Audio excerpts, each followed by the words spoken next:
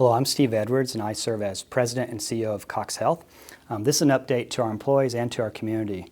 We're filming this on June 16th, and it's been about 100 days that we've been in this pandemic. So I want to give you an update about our state of readiness, about how this disease may grow, and how we can build a bridge to a vaccine.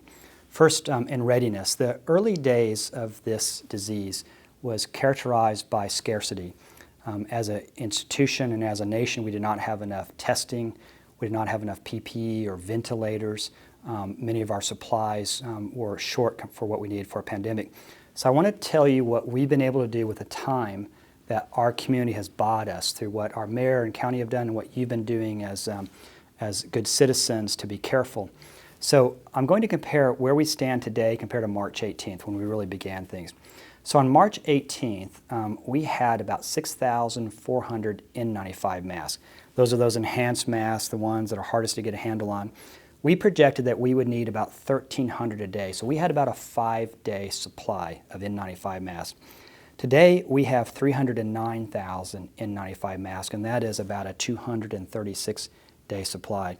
With regular surgical masks, we had on March 18th 21,000, and we anticipated using 14,000 a day in a surge. So we had about a 1.5-day supply of surgical masks. Today we have 3.6 million surgical masks, a 251-day supply. We have similar supplies for paralytics and antibiotics and other important supplies that we might need.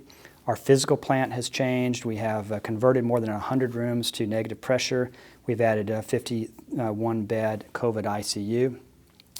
At Cox, our staff are ready, and we chose not to lay off staff, anticipating that even though that we would have a down period, the volume would come back and we would need to catch up. And so we've not had any layoffs. This has proven helpful because we're actually hiring staff as we speak. So the next thing that I want to stress is this disease will likely grow. And so I want to characterize what's going on in northwest Arkansas, so think of Bentonville and Fayetteville compared to the Springfield area. It's an area very similar to us in demographics, socioeconomics, even in population.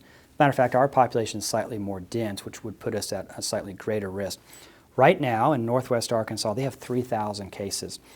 Greene County, for example, has 205. So they have about 15 times higher prevalence rate. So it's an indication the disease is growing, and it's growing right underneath us.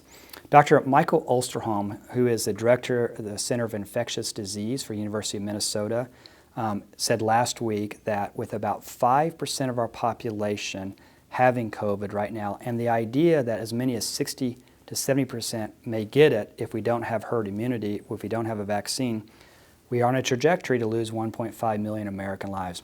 I hope he's wrong. I also know there's a way to change the trajectory of this disease, and I want to talk about that. So the disease will continue until we have a vaccine, until we have herd immunity. Our likely best case scenario for a vaccine, our best case scenario is that we might have one available early winter that would be enough to begin to look at high-risk populations and perhaps healthcare frontline professionals.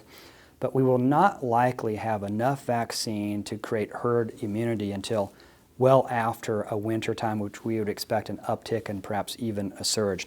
So what can we do, if anything, between now and then? I think we can build a bridge, and here's how we do it.